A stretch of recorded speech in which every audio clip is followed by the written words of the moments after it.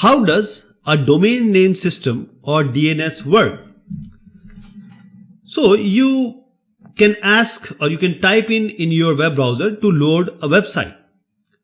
Since computer don't speak English, your browser can't read a name like github.com or some website, and instead it needs an IP address.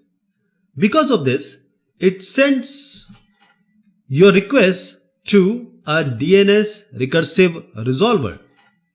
The DNS recursive resolver, the goal of it is to find the IP address connected to your website that you have entered in. So the resolver first step is to find the website's top level domain or TLD. In other words, whether it's a .com or a .net or a .org or another type of site. It does this by asking the root name server, which keeps a list of every website in its TLD, in each top level domain. So once the resolver asks the TLD, it goes to the corresponding TLD name server, for example a .com name server, and asks it to find the right IP address.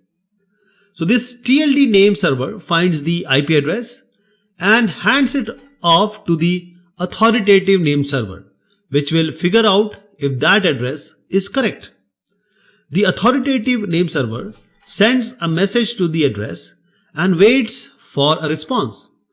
If it gets the response right, then it has the right IP address of the website you want. So if the IP address is correct, the authoritative name server sends it back to your browser.